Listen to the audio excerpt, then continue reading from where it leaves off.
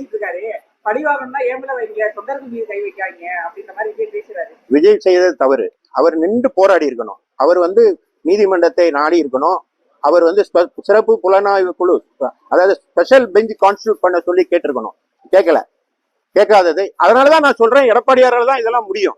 திமுக மாதிரி ஒரு மோசமான தீய சக்தியை எதிர்க்கிற வலு எடப்பாடியாருக்கு மட்டும்தான் உண்டு. அது அவர் ஒரு மனிதர் வண்டி எடுத்துட்டு ஊர் ஊரா போய் பேசுறாரு. திமுக ஆட்சியினுடைய தோல் உரித்து காட்டுகிறார். இந்த ஆம்புலன்ஸ் வந்ததுதான் அவர் குற்றம் சாட்டினாரு. இந்த இதே எடப்பாடியார் கூட்டத்திலையும் இந்த முயற்சி நடந்திருக்கும். ஆனா எடப்பாடியார் அரசியல்ல தேர்ந்தவர், திமுகவினுடைய தூதுவாதுகளை அறிந்தவர், இவங்க எப்படியெல்லாம் இந்த புரட்டுவாங்க தெரிந்தவர்.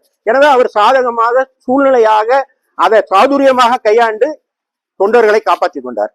விஜயால பண்ண தெரியல. எனவேதான் நிர்வாகம் பண்றதுக்கு எடப்பாடியார் முதலமைச்சரா வரணும்னு நாங்க கேட்கிறோம். அதனாலதான் சொல்றோம், திராவிட முன்னேற்ற கழக அரசு தவறு இழைத்து விட்டது. இதுக்கு நீங்க பொதுவா போலீஸ் இன்ஸ்பெக்டர் தவறு, எஸ்பி தவறுன்னு நான் சொல்ல மாட்டேன். உத்தரவு போட்டது யாரு? மேல இருந்து உளவுத்துறைன்னு ஒண்ணு இருக்கணும். அதோட வேலை என்ன? இப்ப இந்த இடத்துல 10,000 பேர் கூடுவாங்கன்னு பெர்மிஷன் கேட்டாங்க சார், நாங்க கொடுத்தோம். ஆனா 27,000 பேர் கூடியிருக்காங்கன்னு சொல்றாரு டிஜிபி. அப்போ 27,000 பேர் கூட்டினா அந்த இடம் தாங்காதுன்னு உங்களுக்கு தெரியும். நீங்க என்ன செஞ்சிருக்கணும்? பேரிகார்ட் போட்டு மறைச்சிருக்கணுமா இல்லையா? அல்லாட்டி கூட்டத்தை கேன்சல்னு அறிவிச்சிருக்கணுமா இல்லையா? ஏன் செய்யல? அப்போ இதுல ஏதோ ஒண்ணு இருக்கு. எனவேதான் இது சிபிஐக்கு போக வேண்டிய வழக்குன்னு நாங்க சொல்றோம். இந்த விசாரணை சிபிஐ விசாரித்தாதான் முறையா. அதைத்தான் எடப்பாடியார் வலியுறுத்துறாரு. சார், இது இறந்து போய் 41 பேர் இறந்து போயிட்டாங்க. அதுல பேசுற பேச்சா இது? என்ன கூட்டணி இதெல்லாம் திசை திருப்புற பேச்சு.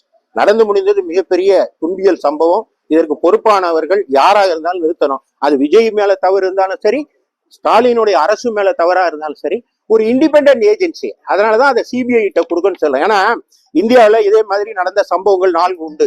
சின்னசாமி பெங்களூர் சின்னசாமி ஸ்டேடியம், பெங்களூர் சின்னசாமி ஸ்டேடியம் ஹஸ்ரத் வழக்கு, அது மாதிரி கும்பமேளா வழக்கு, புதுடெல்லி ரயில் நிலையத்துல இதே மாதிரி ஸ்டாம்பேடு நடந்தது. இதையெல்லாம் படிச்சு பார்த்தேன். இதுல எல்லாம் கடைசியில என்ன சொல்றாங்கன்னா, இந்த வழக்கோட போக்கு என்ன இருக்குன்னா, இருதரப்பும் பொறுப்புன்னு தான் சொல்றாங்க. 2 தரப்புலையும் அதிகாரிகள் சஸ்பெண்ட் பண்ணப்பட்டிருக்காங்க. ஆனா இங்க எதுவுமே இல்லை.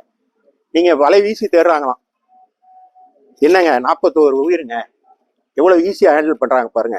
நீதியின் மேல் தாகம் இருந்தா நீதிமன்றங்களை இந்த வழக்கை நேரடியா எடுத்துக்கணுங்கிறது தான் என்னுடைய ஆதங்கம்.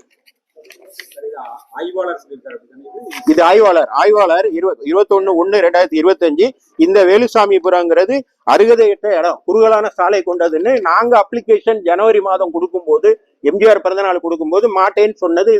அது ரிஜெக்டட். இந்த பிளேஸ் ரிஜெக்டட். ஆக ரிஜெக்ட் பண்ணப்பட்ட ஒரு இடம் இப்ப எப்படி அது சூட்டபிள் பிளேஸா மாறிச்சு?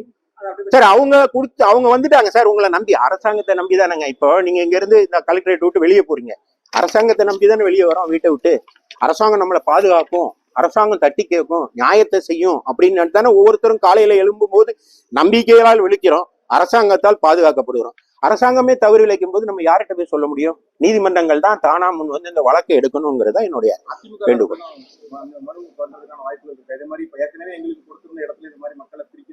ஏற்கனவே எடப்பாடியார் விளக்கமா சொல்லியிருக்காரு. நீங்க வதந்தியை பரப்பாதீங்கன்னு சொல்றீங்க, நீங்களே போஸ்ட் விட்டுறீங்க. எதை நம்பி சொல்றீங்க? நீங்க குற்றம் சாட்டும் போது ஒரு விரலை நீட்டும் போது 3 விரல் ஸ்டாலினை நோக்கி இருக்குங்கிறத ஸ்டாலின் மறந்துட்டாரு. அவர் குற்றம் சாட்டாரு, நீங்க எல்லாம் வதந்தியை பரப்பாதீங்கன்னு நம்மளை நோக்கி சொல்லிட்டு, அவர் ஒரு விரல் நம்மளை நோக்கி இருக்கு, மீதி 3 விரல் அவரை நோக்கி இருக்கு. அவருடைய ஆளு தான் போஸ்டர் விட்டுறான், வதந்தியை கிளப்புறான். ஆனா அன்னைக்கு பத்திரிகையாளர்கள்லாம் அரெஸ்ட் பண்ணியிருக்காங்க. இதெல்லாம் நியாயமா? ஜனநாயகத்துல ஒரு விஷயத்தை வெளிக்கொண்டு வருவது பத்திரிகையாளர்கள். அவர்கள் அரெஸ்ட் பண்ணா அது என்ன அர்த்தம்? 41 பேருக்கு நியாயம் கிடைச்சிருமா?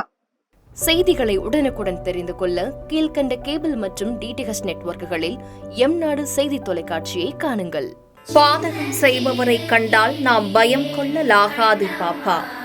மோதி மிதித்து விடு பாப்பா, அவர் முகத்தில் உமிழ்ந்து விடு பாப்பா. அண்மை செய்திகளை உடனுக்குடன் தெரிந்து கொள்ள இணைந்திருங்கள் எம்நாடு தொலைக்காட்சியுடன்.